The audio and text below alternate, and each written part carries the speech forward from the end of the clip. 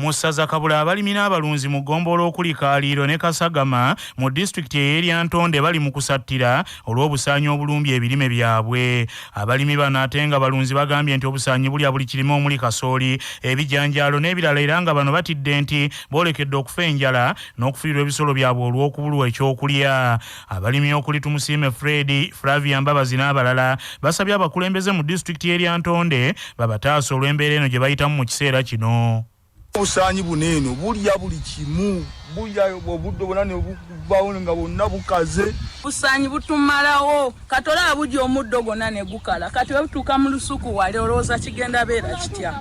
Nfa n'akamwaka naye sinijja omuddo okujja okusembera bugenda kuyingira mu nnyumba yange bannange.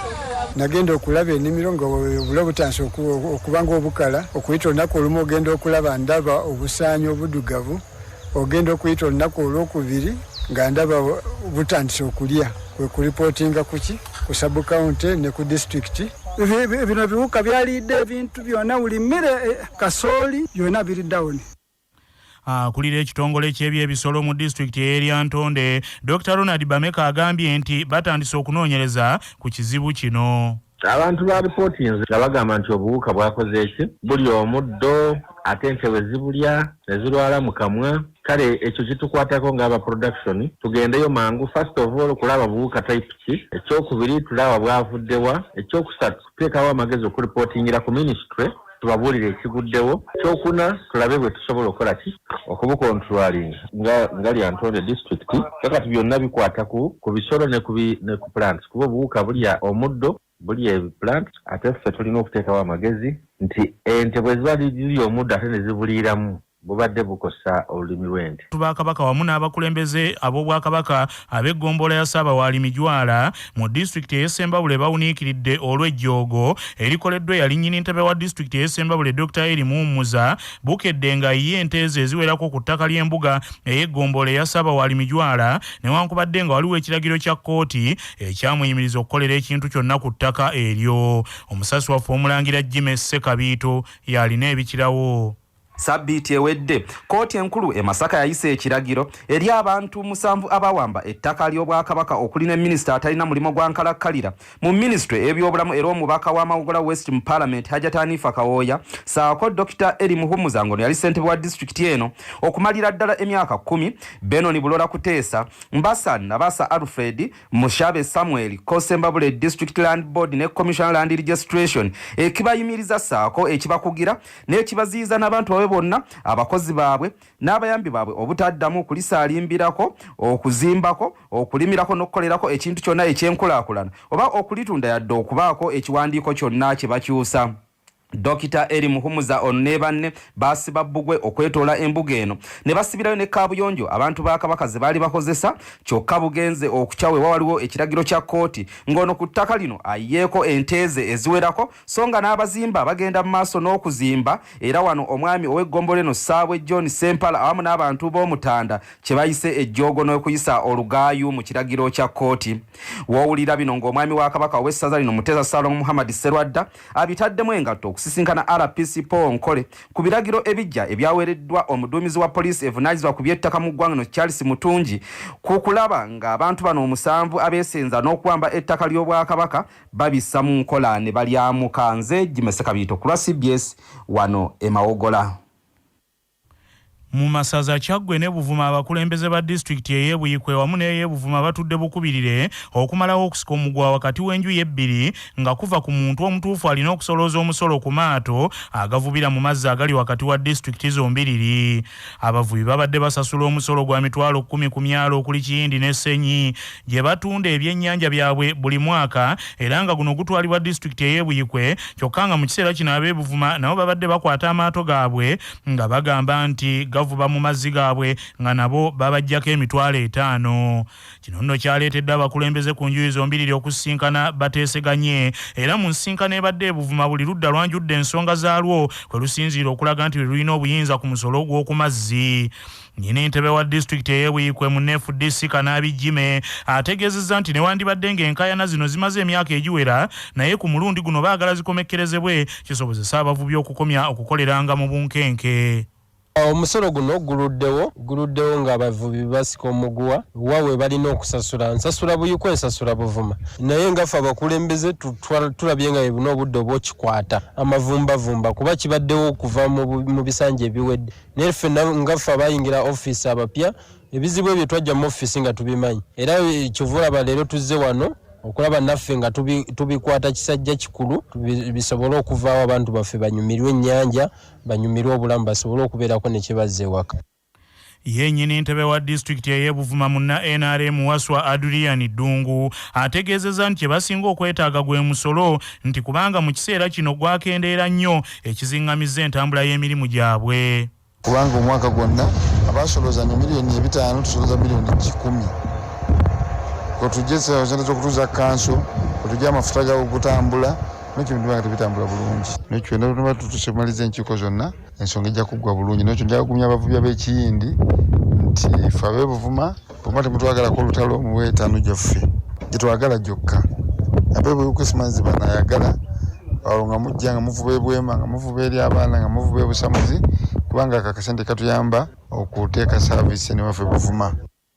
Bano bakkiriziganyizza okuddamu okusinkana ku Lwokuna lwa Ssabbiiti ejjanga buli ludda lumaze okwekenneenya ensonga za lunnaalwo. Bano bamaze ekiseera nga bakayanira amazzi ago nga Buvuma egamba nti Buyikwe terina mazzi era ekoma ku lukalu kyokka nga ne Buyikwe naye egamba nti erina ekitundu ku mazzi gano era nti nga ne maapu ekiraga bulungi.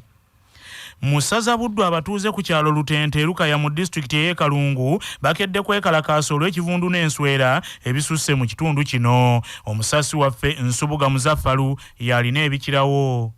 Abatuuze bano mu kwekalakaasa bakulembeddwamu ssentebe w'ekyalo kino eky'Erutente Buyondo Faruku Ssabbiiti bagamba nti ekivundu ekiva mu nkoko abamu ku bagagga mu kibuga ky'e Lukaya ze balundira mu kitundu kino kisusse. Abatuuze b'e Rutente bagamba nti enkoko ezimu bwe zifa bannyinizo tebazibikka olw'ekivundu ne kisaasaanira ekyalo kyonna nga n'enswera ezijja olw'ekivundu kino ziggwera mu mayumba gaabwe ssaako mu mirimu gyabwe omuli aba wooteeri olwo ne babulwa bakasitoma. Abatuuze bano mu kwekalakaasa bategeezezza nti endwadde eziva ku kivundu kino zoolekedde okubasaanyaawo. Buyondo Faruku Ssabbiiti ssentebe w'ekitundu kino eky'Erutente n'abatuuze abalala bategeezezza nti bamaze ebbanga lya mwaka mulamba nga beekubira endulu ku kitebe kya tawuni kansa ey'e Lukaya kyokka nti ng'abakulu tewali kye bakolawo. Naye tufunye ekizibu ebiyumba byazimbwa bimpi nnyo tewali bantu bakozi engeri gye basobola kugenda wansi wekulongoosaayo. Kalimbwa abeera eyo enswera ne zibeera eyo amagye agaatika ne gabeera omwo ne galeetera enswera okuba ennyingi n'ekivundu eky'amaanyi. Babiri patience kansala omukyala ow'ekitundu kino abantu tebakyakola mirimu gyabwe abalina obuwooteeri bonna tebakyakola lwa nswera abantu tebakyalya badduka obubbebi obuto bulwala babusibira mu nnyumba lwa nswera tusaba bekikwatako abagagga tebajja kumalako baavu mirembe.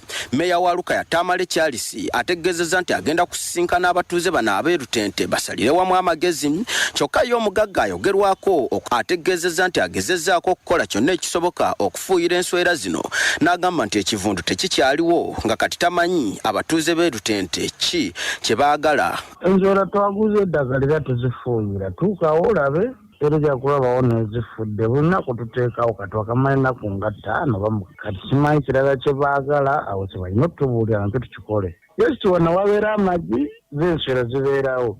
Ku lwa CBS rediyo y'obujjajja Nsubuga Muzaffalu e Kalungu mu Buddu. Musaza Kyaddondo nnyini ntebe w'abasuubuzi ab'ente mu Lufula eya Nsooba Slaughter House Kaleerwe Ssaalongo Sulaimaani Ssekanyu abotodde ekyama ku kiviiriddeko ennyama y'ente okuba ku buseere. Omusasi waffe Musisi John yalina ebikirawo.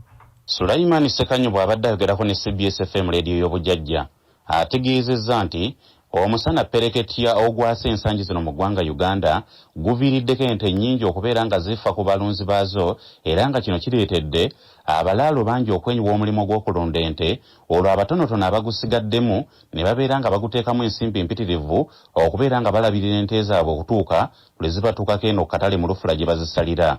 Era ono agamba kino kireetera ennyama okubeera nga ya buseere ddala ng'obudde buno mu Lufula ez'enjawulo mu kibuga Kampala ennyama evire wakati w'omutwalo gumu 13,000 n'ogumu 12,000 olwo bwetuuka ku bbuca eri omulyo owa wansi ebeera wakati w'ogumu 1 n'ogumu 7. ente ntono nnyo otuuka mu nte z'omusajja eggana ly'ente ng'ente zonna ezisinga obungi zikogganye nga kizibu okufunamu ente ezisobola okuvaamu ennyama obulungi. Ekyo ne kikendeeza ku bungi bw'ente ezijja okusalibwa ate era ne kirinyisa emiwendo ate nga ne kwalite y'ennyama si eyo ennungi ennyo. Naye ekyo tusuubira kivudde ku musana guno ogwase kireese okubuza omuddo n'amazzi ekireetera ebbula ly'ente. Naye kati ekiseera kino obuzibu bwe tulina nti twolekedde okugenda mu pasika tujja kubanga tulina ente ntono era tusuubira nti emiwendo gy'ennyama gijja kubeera wagguluko olw'ebbula ly'ente. Ku lwa CBS FM leediyo y'obujjajja Nantasingika ndi munnanda gwe Musesi John wano mu Lofulayo Kaleerwe. Musaza Buddu abakulembeze b'abantu abaliko obulemu mu district y'e Bukomansimbi bakwataganye n'ab'obuyinza mu district eno okubunyisa enjiri ekwata ku kirwadde ky'akafuba naddala obubonero kw'oyinza okulabira nti wandiba nakyo kibayamba okwejjanjabisa n'okukyewala mu bantu abaliko obulemu ng'ate bawangaala ne Mukenenya. Omusasi waffe Mubaraka Sebuufu Junior katuwa ebisingawo.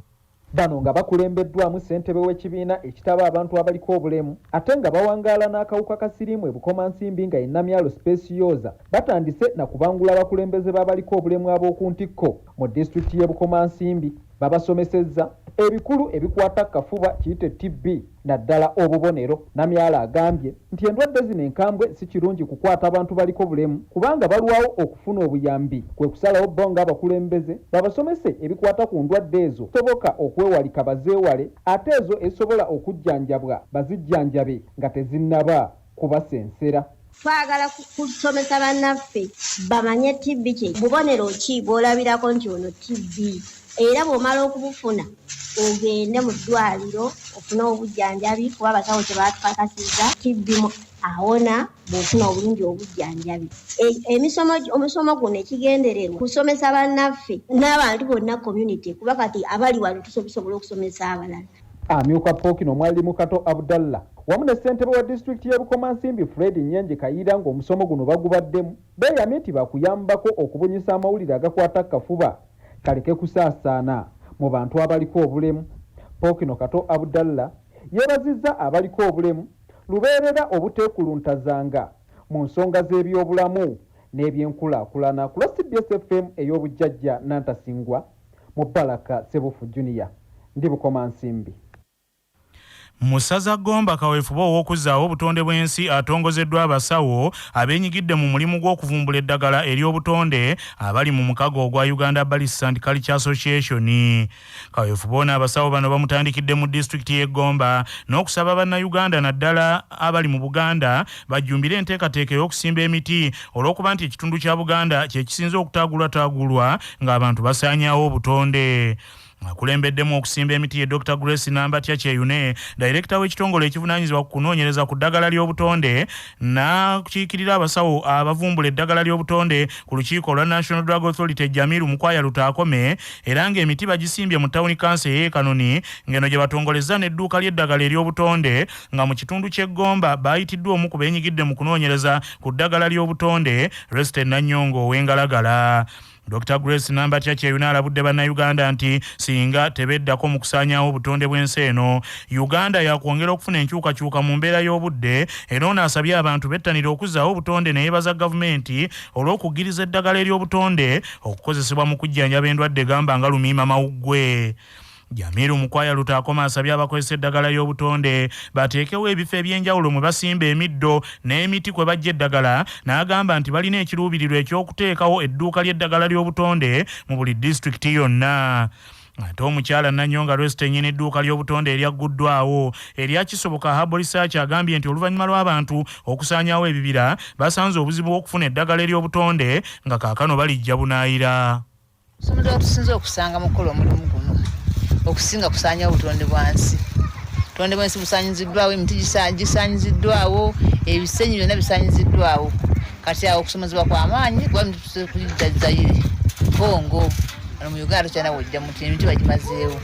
Ate n'ekyokubiri n'abantu twagala tubasomese okumanya omugaso gw'emiddo eyo gyennyini gyegikiriraanye balekera okufuuyira nawo kususse. Eddagala ery'omuddo limazeewo eddagala lyaffe lijjanjaba abantu. Wafuuyidde n'eddagala erya Bushmaster ne bw'obanga eddagala lizzemu ne limera n'olinogawo teriba na birungo nga biri ebatali wafuuyire.